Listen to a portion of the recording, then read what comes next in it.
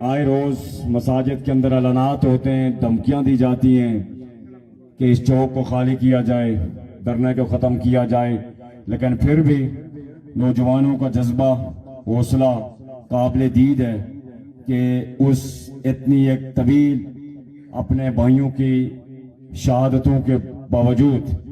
جو ابھی ایگزیکٹ جو ہمارے پاس فگرز نہیں ہیں، لیکن جو مجموعی طور پہ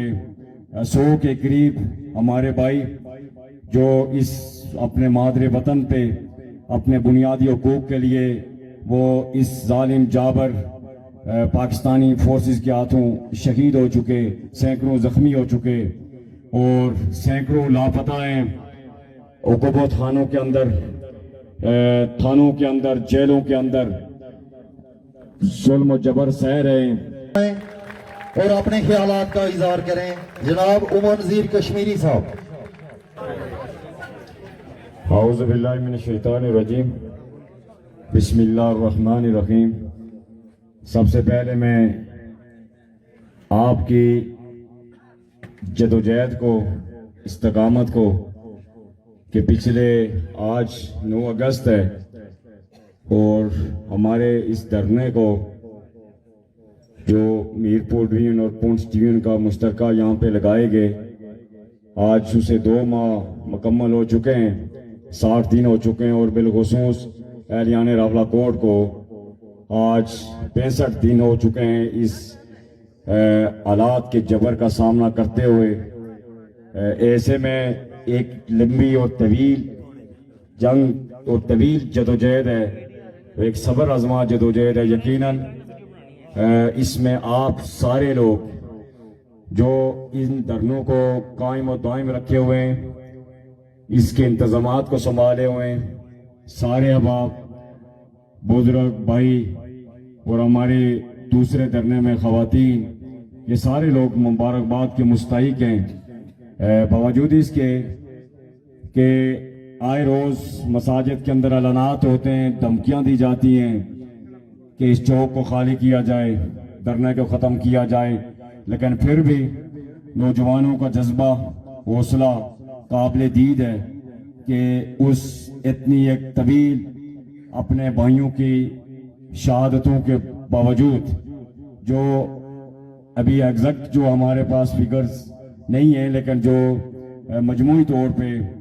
100 کے قریب ہمارے بھائی جو اس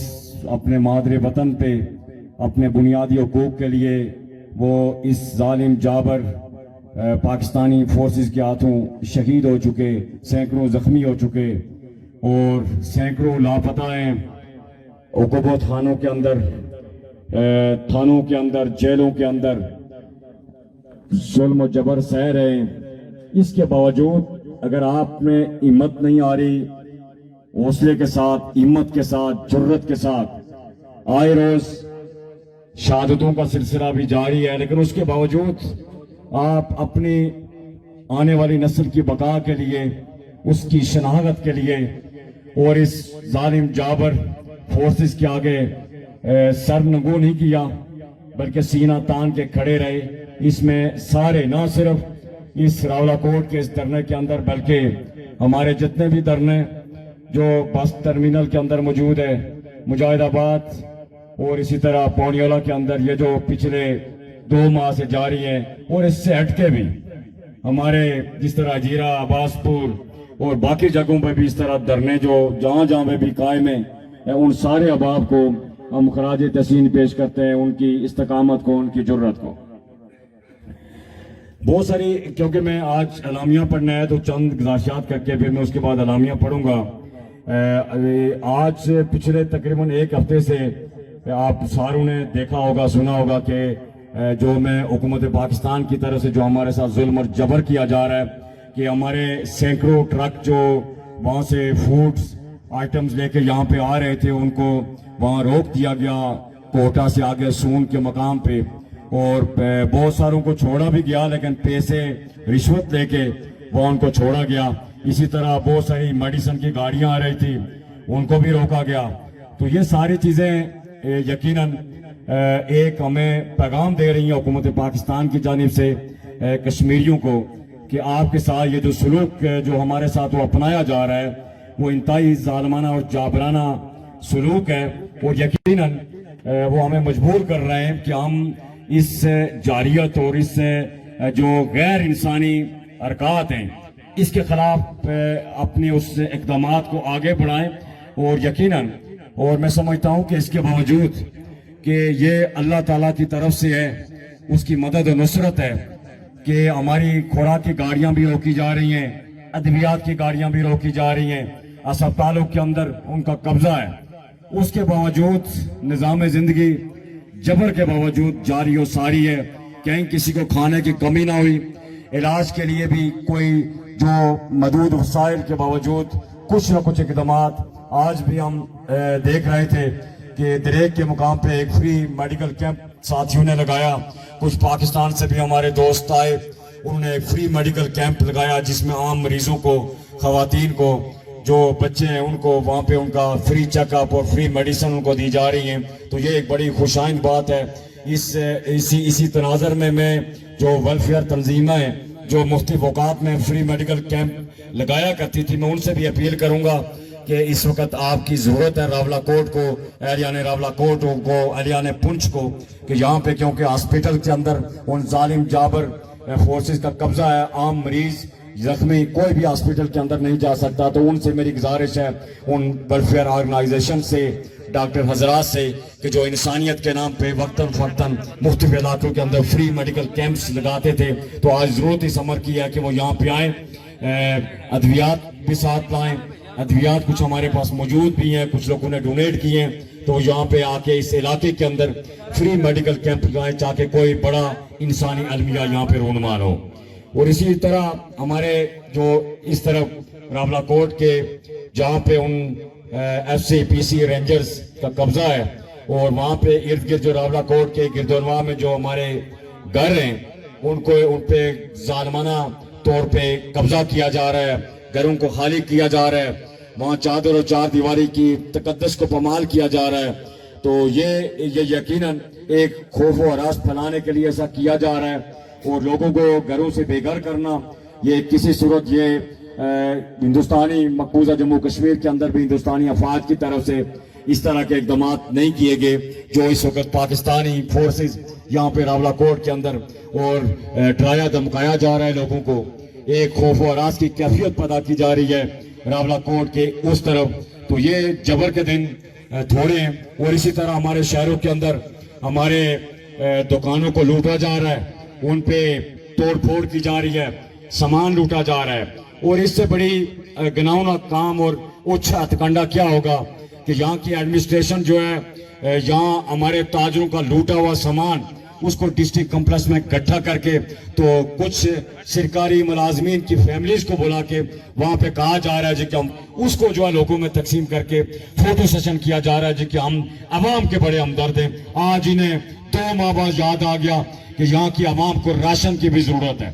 تو اس اعتبار سے ہمیں جو ہماری عوامی ایکشن کمیٹیز ہیں ان سے پہلے بھی گزارش کی تھی کہ جو بھی کوئی دیہڑی دار ہے جو کسی گاؤں محلے کے اندر اگر کوئی کسی کے راشن کی ضرورت ہے تو وہ وہاں کی عوامی ایکشن کمیٹیز کا کام ہے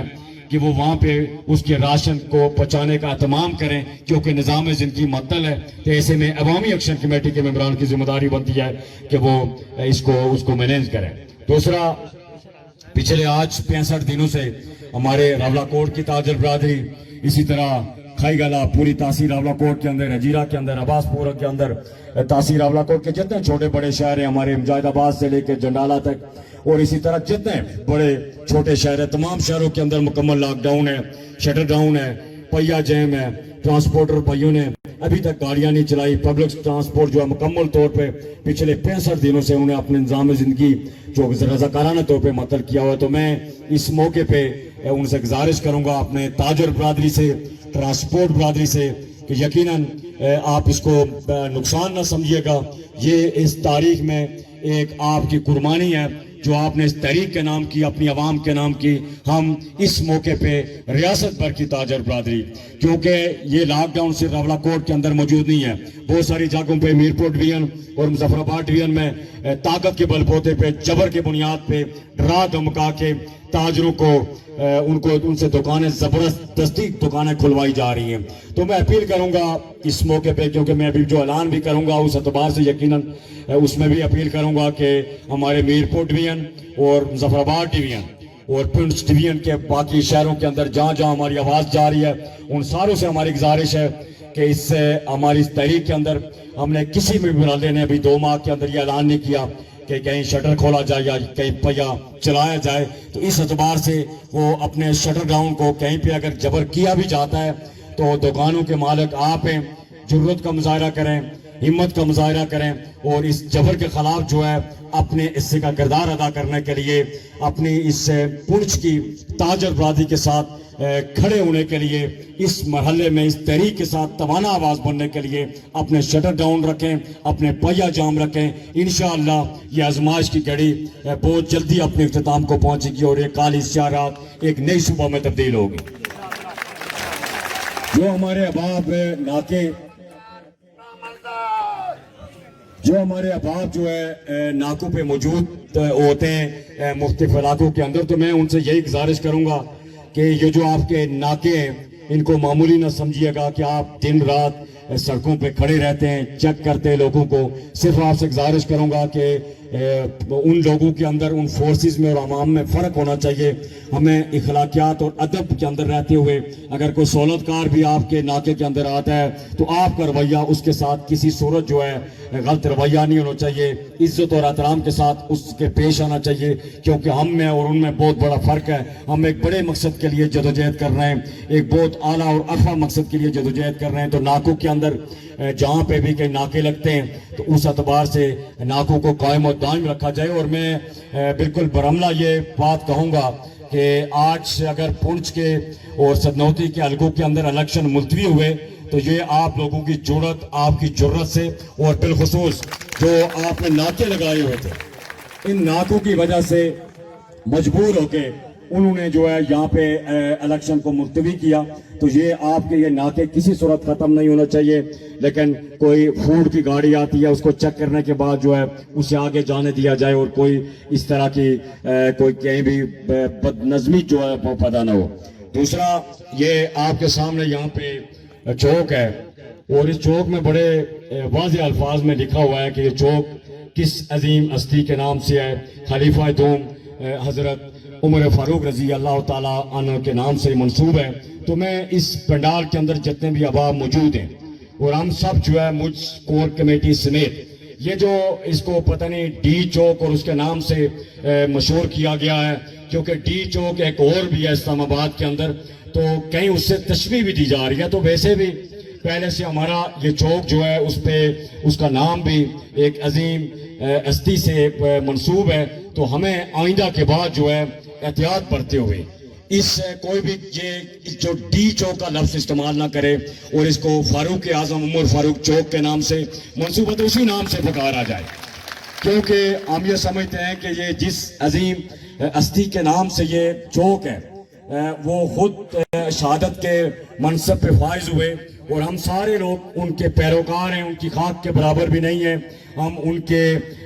فالوورز ہیں. تو ایسے میں اس چوک کو عمر فاروق چوک کے نام سے ہی پکارا جائے, لکھا جائے, ہر کہیں بھی یہ ڈی چوک کا لفظ استعمال نہ کیا جائے. آج ہم جو سارے لوگ کھڑے ہیں اس اور یقیناً جب آپ اس نسبت سے